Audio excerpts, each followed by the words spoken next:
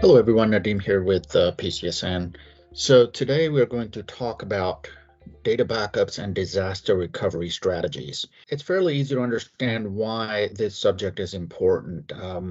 As we move more and more into the digital era, businesses have to rely on their data for a lot of different things. It's not just their existing processes that drive equipment. So, for example, at a manufacturing plant, driving the machines that make something, but data is now even more important for the decision-making process, right? So it's becoming more and more important that we have access to data. Of course, at the same time, vulnerabilities and disasters happen.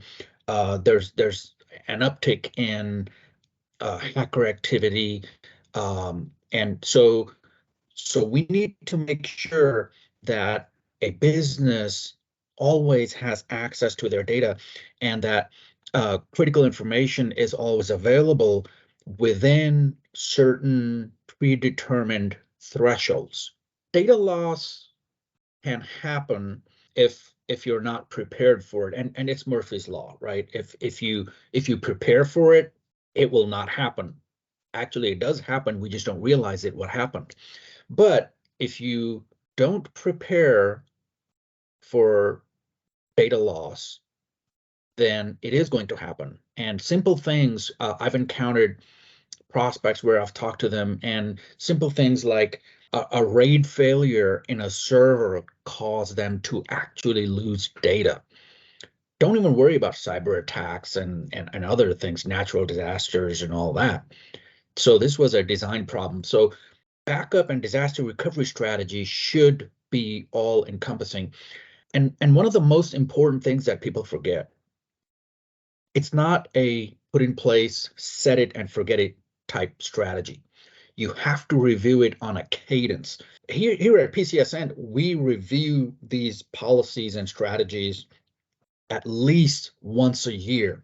And let me tell you this, every time when we review these strategies for every customer, there is always, like, it never fails. Every time there is some update that we have to make and something that we've learned that makes things better. And that's how we iterate towards a better overall strategy. Let's talk about data backups. So that's the first line of defense, right? So you need to have a copy of data in an alternate space, whether it's within your current environment, like your data center, or whether it's separate. Now, you may want to replicate the data into an alternate location. It depends on your business needs. The business has to be able to recover information quickly and effortlessly. And it has to be done within certain time frames, like how quickly can you restore information? You need to know that. And then also, how far back in time can you go when restoring? You have to know that. You have to take that into account when setting your backup strategy. So at PCSN, we offer powerful backup tool and service around these tools that provides automated and scheduled backups, guaranteeing that your data is safe and easily retrievable. And that's why we always recommend two types of backups, one being data only and one being full image-based backup. So we can restore entire machines to a good known state. The disaster recovery strategy is slightly different. It is, think of it like a superset of backup strategy. So where backup only touches the backup component, the disaster recovery touches everything, even the restore and how you're going to restore, whether you need to automate restore. We work with a lot of customers where not only do they need to automate the backups, but they need to automate the restores as well. So what we do is we design the system, and of course we design it, we implement it, and then we have to go back and test it every year. Normally we do it every year. Some businesses require it on a quarterly basis, but the bottom line is when the system detects an anomaly or a system going down, it automatically switches to disaster recovery mode where your users don't know that anything weird is going on. Users keep working, and then when the primary system comes back online, things switch over seamlessly. So there's a few things in our tool set that we have, and this might help businesses out there, people who are watching this. Some of the things that we have in our tool set. So one is automated backups, right? So we need to have an automated backup where on a routine basis, we do it once a week, but it depends on really the customer. Some customers require it more often, some require it less often. But even if a customer requires backup reviews less than once a week, we do it once a week anyway as part of our process, right? So the backups need to be automated, but then somebody needs to review them, because we don't want to get into a situation where you rely on that email alert coming in and for some reason email's not working or something broke, and then now you're dead in the water. The way our tool set works is, first of all, as soon as a backup fails, the system alerts our NOC. The NOC then takes remediatory action, but once a week, the NOC manually goes in and checks. We have a checklist to make sure that those backups are running for those customers. The second thing in the tool set is scalability. Now, this is important, whether your business is small or large. Our tool set has to be able to scale with those, from small to large business. We have customers that have started with us at like 20 users, and then by the time we offboarded them, they were at 170 users. And during this growth phase, the needs change for backups and disaster recovery. So our solution needs to be able to scale to that. So when you are implementing your own disaster recovery solution and strategy, make sure you keep scale in mind. You have to be able to easily scale and adjust your settings, your backup frequency, your storage capacity, your recovery capabilities as your business grows. The third thing that we focus on is security. A lot of times businesses forget they secure their primary data with a keen eye. They're like, eagle eyes on the primary data. Then they have a backup and they lose focus on security for the backup. And history is full of incidents where the backup data was compromised and basically companies were caught with their pants down. So the thing is that we have to pay the same close attention to our backup data as we do to production data. It has to be secure encryption algorithms in place for that backup. You need to make sure that that encryption happens when the data is in transit or when the data is stored.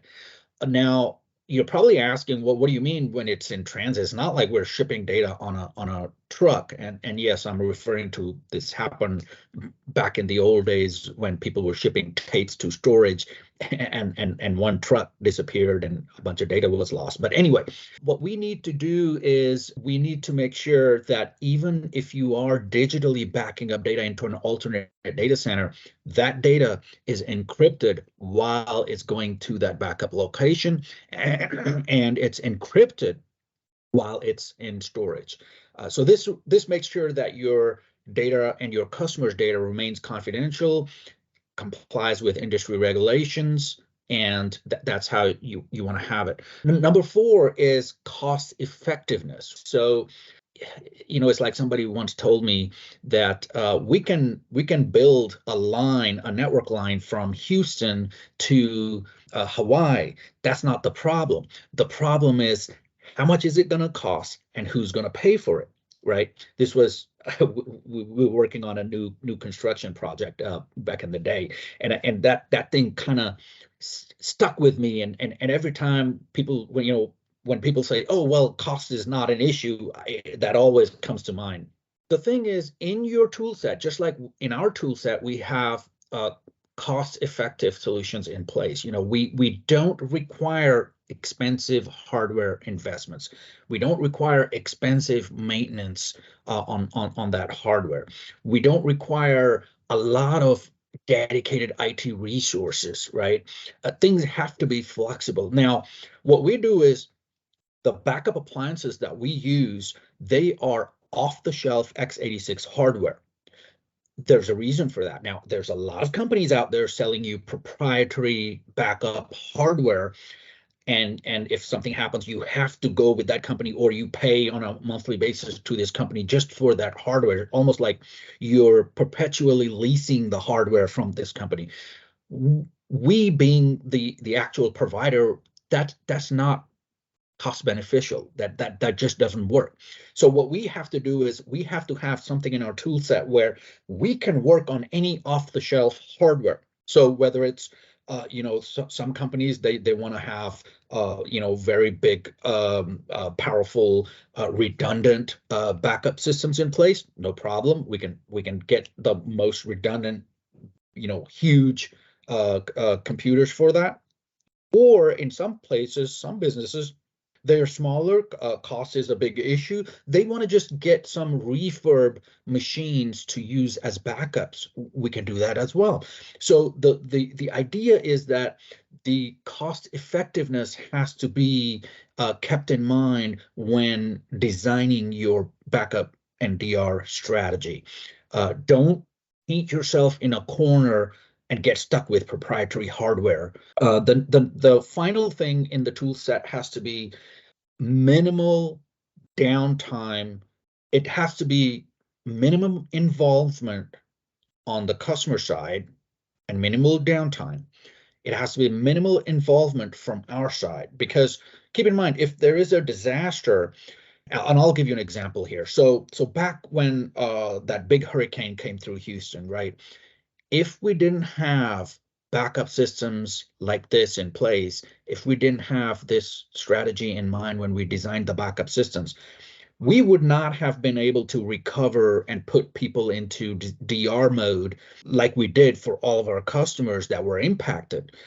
We would probably, and we estimated this at the time, we would probably barely be able to do half of them. And we learned this lesson. Basically, we proved that our strategy works during that big hurricane. We were able to switch all customers, and these were all around Houston, different places, going offline because of issues, flooding, whatever have you. And it was seamlessly, companies were seamlessly switched over into their DR environment, their DR mode, with no operational or financial loss. I remember there was a customer who had to run payroll that day because payroll was coming up, and their office was shut down because they were in some kind of a flood zone. And I don't know who it was, which agency it was, but they had blocked the street to where employees could not get to the office. And their servers were all in-house on-prem in the office. The power was out, everything was shut down. Yeah, they had generators, but the generators could only run for so long because they ran out of fuel. So what we did was, we had already strategized on their backup and DR systems, and their systems switched into DR mode soon as the primary systems went offline, and people accounting was able to run payroll remotely. I remember the person who did the payroll was at home, and they were able to connect from their home, run the payroll. Users got their paychecks, employees got their paychecks. It was such a seamless DR switchover, which is what you need it to be, and that's how you need to plan it. So, so these are some of the things that you want to think about when you're thinking about your backup and disaster recovery. You need to make sure that your system offers scalability, security, efficiency. These things will give you the continuity that your business needs to succeed and set you apart from the competitors. If you have any questions on this, if you need some more insight, maybe you want some sample policies for backup and DR, reach out to me. I know people have been emailing us on these videos. Keep doing that. That's easy for you. It works for us. And normally, when we get an email, we are pretty prompt on responding back to that. So hopefully this helps people out. It is Friday, the day after Thanksgiving, but I just thought, it would be good to make something about the policies and backup and DR because this thing gets missed so often at SMBs, at small to medium-sized businesses, until something bad happens. That's the worst time to be, to try to figure out what to do. These things need to be practiced, rehearsed, exercised, and every little component has to be done on a cadence. So when actual disaster happens, you are not impacted by it. Until next time, everybody have a great day and be safe.